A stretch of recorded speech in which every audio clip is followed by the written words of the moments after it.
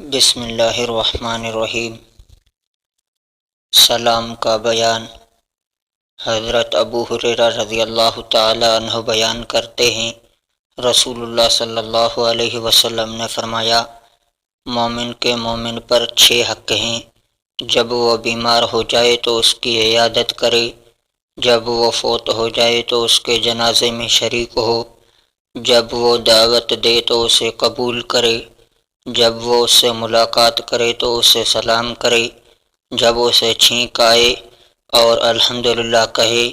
تو وہ اسے یرحمک اللہ کہہ کر جواب دے، اور اس کی موجودگی اور غیر موجودگی میں اس سے خیر خواہی کرے۔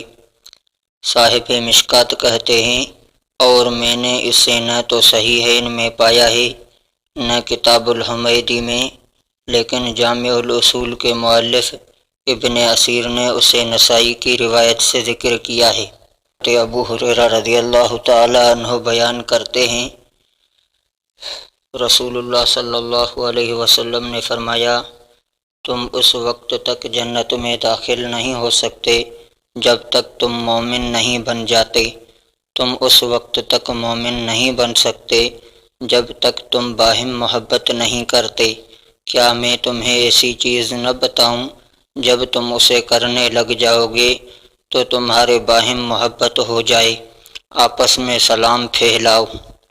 حضرت ابو ہریرہ رضی اللہ تعالی عنہ بیان کرتے ہیں، رسول اللہ صلی اللہ علیہ وسلم نے فرمایا،